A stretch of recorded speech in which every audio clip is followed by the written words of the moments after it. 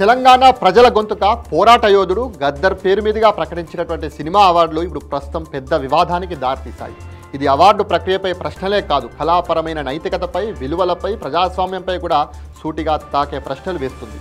అవార్డుల వెనుక ఉన్నటువంటి అసలు ఎజెండా ఏంటి, ఎవరు లాభపడుతున్నారు, మరి ఎవరు నష్టపోతున్నారు అనేటువంటి విషయాలు ఈ వీడియోలో తెలుసుకుందాం. ఒక సాంస్కృతిక అవార్డు న్యాయంగా ఉండాలంటే జ్యూరీ సభ్యులు నిష్పక్షపాతంగా ఉండాలి. వారు ఆ ఏడాది విడుదలైనటువంటి ఏ చిత్రంలోనూ పనిచేయకూడదు. కానీ గద్దర్ అవార్డులకు సంబంధించి ఎంపికైనటువంటి జ్యూరీలో ఆ సినిమాలకు సంబంధించిన నిర్మాతలు, రచయితలు, నటీనటులు, సంగీత దర్శకులే ఉన్నారు.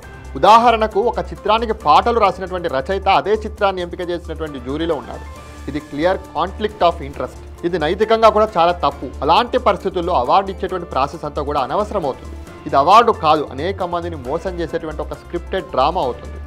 అయితే తెలంగాణ సినిమా ఇండస్ట్రీ నుండి దాదాపు 1200 చిత్రాలు అవార్డుల పోటీకి వచ్చాయి.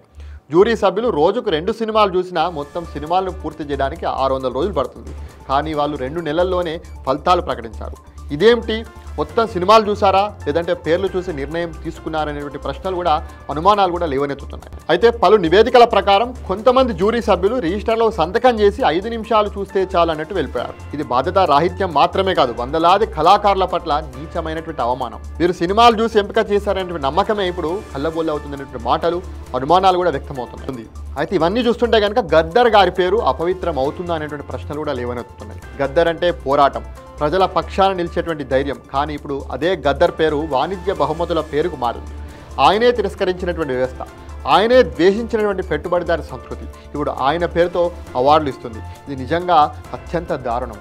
విలువలతో కూడిన అర్థవంతమైన సామాజిక స్పృహ కలిగినటువంటి సినిమాలకు అవార్డులు ఇవ్వాలనేటువంటి ఉద్దేశం ఉంటే ఆ ఎంపికలో ఆత్మ ఉంటుంది. ఇప్పుడు మాత్రం డబ్బు సంపాదించిన అనైతిక కథాంశాలున్న భారీ మార్కెటింగ్ ఉన్నటువంటి సినిమాలకే అవార్డులు వచ్చాయి. గద్దర్ పేరు పెట్టి గద్దర్ ఆత్మను అవమానించినట్టే అవుతుంది. అయితే ఇలాంటి పరిస్థితుల్లో అసలు పరిష్కారం ఏంటి? నిజంగా చెప్పాలంటే ఈ అవార్డులను తక్షణమే రద్దు చేయాలి. కొత్త జ్యూరీని సాహిత్య, సినిమా, కళారంగానికి చెందినటువంటి నిష్పక్షపాత వ్యక్తులతో నియమించాలి. అన్ని సినిమాలను సమగ్రంగా పరిశీలించాలి. ప్రతి సంవత్సరం విడుదలైనటువంటి సినిమాలకు మాత్రమే అవార్డులు ఇవ్వాలి. ముఖ్యంగా గద్దర్ పేరుతో ప్రత్యేక అవార్డును సామాజిక స్పృహ కలిగినటువంటి చిత్రాలకు, సామూహిక ప్రయోజనాన్ని ప్రోత్సహించేటువంటి పాటలకు మాత్రమే ఇవ్వాలి. ఇది గద్దర్ గారికి మనం అందించేటువంటి, మనం అర్పించేటువంటి ఒక నిజమైన నివాళవుతుంది.